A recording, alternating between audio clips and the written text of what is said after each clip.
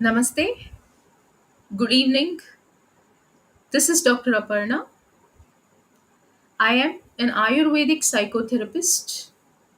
I act and support your emotional healing journey as a catalyst. I am an emotional healing synergist. I am a medical writer and an infopreneur. In my pursuit to address, promote, and propagate Ayurveda and psychotherapy globally, I come up with discussions or I speak on different topics of Ayurveda, psychotherapy, mental health, and related aspects. I also do book reviews of the genre mental health, book reviews in the genre of mental health and neuroscience.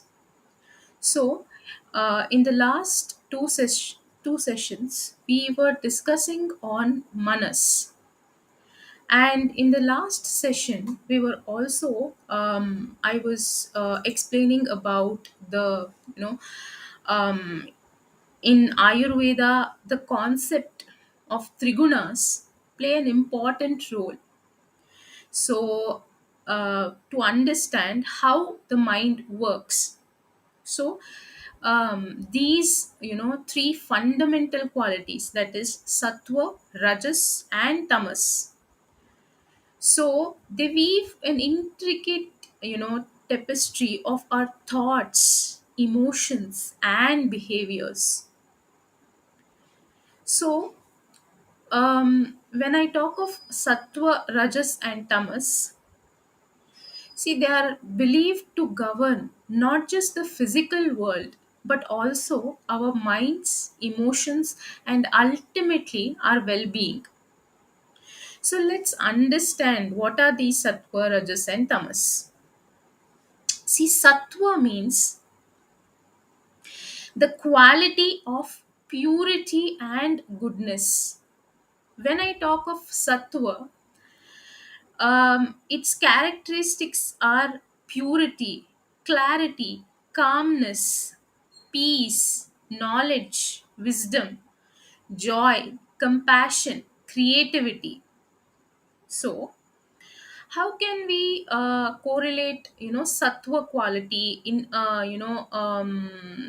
for example, so if a person is volunteering at a local charity, so if a person is finding beauty and solace in the nature, in the sunrise, so experiencing the tranquility or peace or in a deep meditation session, all these are some examples scenarios.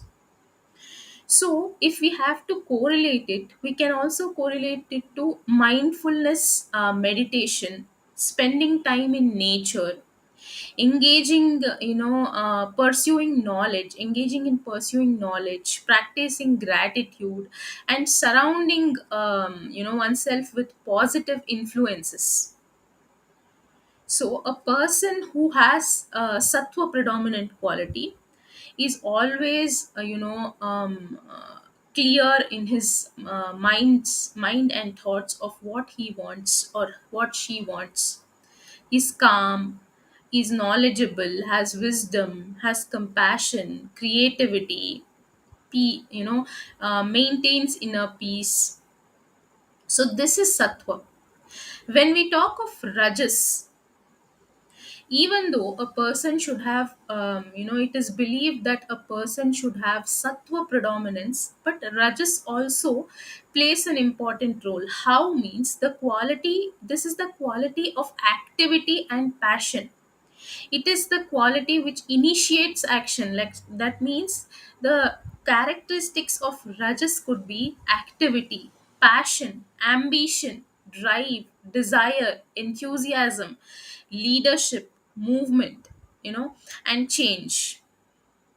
A person dominant with rajas, rajoguna, will we will be passionate, will be driven, will be ambitious, will have so many desires, will be enthusiastic, will have leadership qualities, and The only thing is, Rajas should not exceed. Rajas should be in the second dominance after Sattva.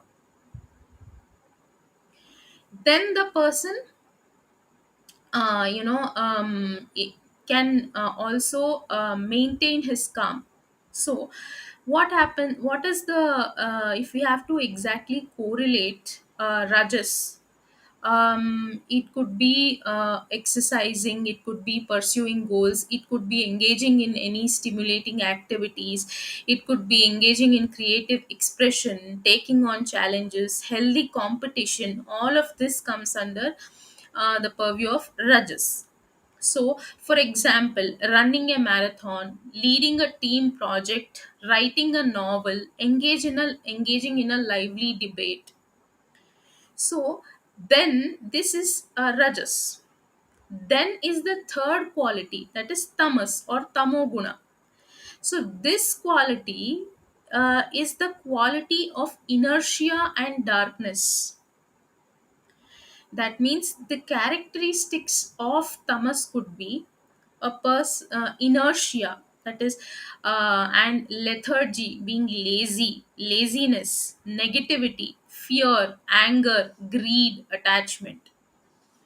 So if we have to correlate it, so it overindulging in unhealthy habits, procrastination.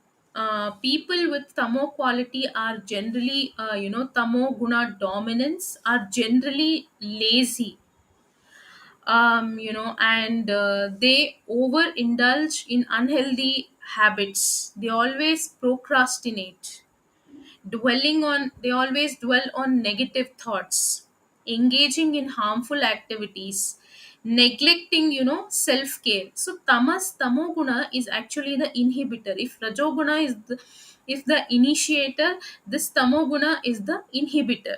So, for example, a person might binge watch TV all day, a person might avoid exercise, and a person could succumb to anger, and a person to cling to negative, negative emotion, and then into negative relationships, could be personal or professional. So, all these are the characteristics of tamo guna predominant person. So, then the it should be an interplay of triguna. That means it is important to understand, no quality is mutually exclusive. That means every individual, possesses a unique blend of trigunas. Some might have sattva predominance, second predominant is rajo, third is tamo. Some may have rajo predominance first, next the tamas, next the sattva predominance, next the tamo predominance. Likewise, some people might have tamo guna predominance, and next could be rajas, and next could be sattva. So this is changes. So that is called the interplay of trigunas. So the key is in maintaining a balanced state. That means sattva is the guiding principle. When sattva is dominant, it promotes clarity, it promotes peace, it promotes well-being. However, when rajas or tamas become excessive, they can lead to imbalances and challenges.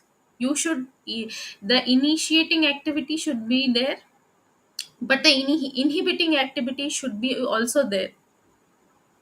But they should not become excess, because excess of both rajoguna and tamoguna can lead to imbalances and can hamper, normal life. So, how next we are going to discuss the concept of trigunas. How are they applicable to the modern world? So, this, you can say that mind body connection. So, what happens is, when we understand a dominant guna, this can help us address emotional and physical imbalances. For example, someone with excess rajoguna or rajas might benefit from calming practices like yoga, and someone with excess tamoguna or tamas might need to cultivate more activity and engagement. If you have more rajas, you have to develop more calming practices. If you have tamoguna, then you have to cultivate more activity and engagement. So the next is, by understanding the gunas, the trigunas, associated with different activities and habits, what we can do is we can make conscious choices that promote our overall well-being. So with understanding trigunas, we can make lifestyle choices. The next thing is personal growth. Recognizing our dominant guna is the first step, towards cultivating a more balanced and fulfilling life. So through mindful practices and conscious choices, we can always elevate our sattva and experience greater peace, clarity, and joy. So all these mindfulness practices, and our conscious choices, meditation, pranayama, lelo, you can choose whatever you have want to pursue in terms of your personal growth. So still more deep, if we have to go, even in today's world, as I said, trigunas remain highly relevant. So when I talk of trigunas remaining highly relevant, when I say that, so how can we develop sattva guna? So if a person is predominant with rajas and tamas, how can a person develop sattva guna? Is this could be done through meditation, through mindfulness practices, through selfless service. All these, what happens is these promotes mental clarity, well-being, and ethical conduct. So these are crucial and important for navigating the complexities of modern life. So when we talk of person who has to who has tamo predominance, how should that person inculcate rajoguna?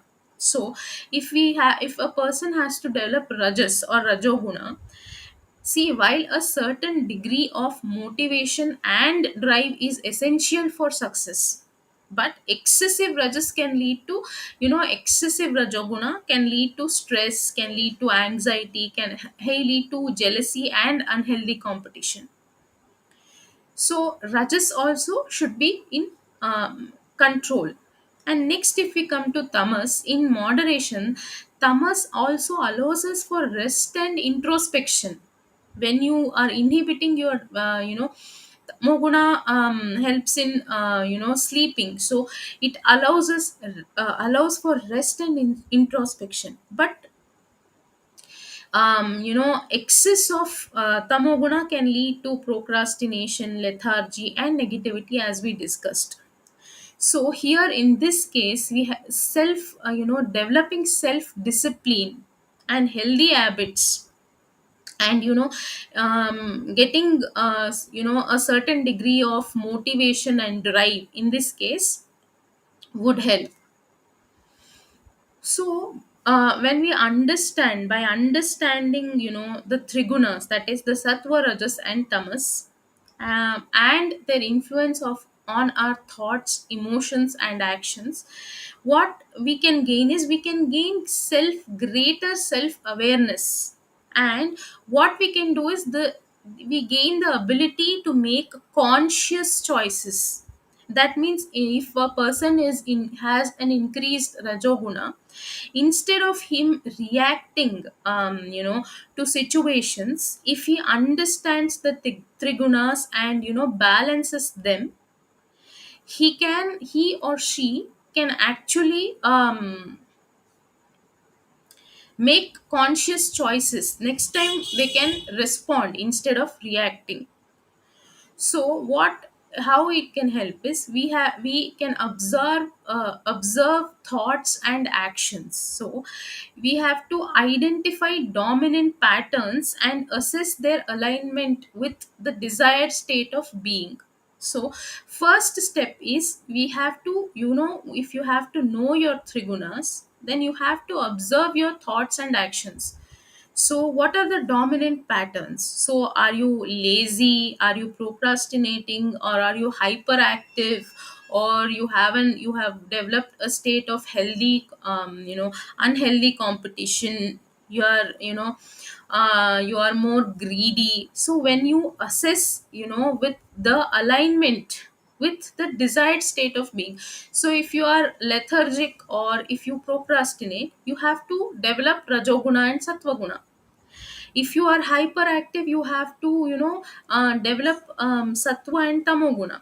So that, and cultivating sattva promoting activities is important. As I said, meditation, yoga, exercise, spending time in nature, engaging in the acts of kindness, all these helps us elevate our mental state. So we have to channel rajas constructively. Rajoguna is also important, but it needs to be channeled so that we can take the maximum advantage of rajoguna. That means directing our energy towards meaningful goals, realistic intentions, and practicing healthy stress management techniques. And when we channelize Rajas, we should also minimize Tamas's influence. That means developing a regular sleep schedule, engaging in physical activity, and avoiding activities that induce, sluggishness and negativity. So we have to, one thing to note is, the goal is not to eliminate any guna completely, but to achieve a harmonious balance where, sattva guides the expression of rajas and tamas for a fulfilling and meaningful life, where sattva is dominant and rajas is channelized and tamas is minimized. So in the next session, we are going to discuss about the trigunas, which, mentioned in Bhagavad Gita. So the references of trigunas in the Bhagavad Gita, and what the Bhagavad Gita has to say about, trigunas. So I hope you enjoyed the session. Let me know of your thoughts, and if you have any queries, put it in the comment section. Thanks for watching, and namaste.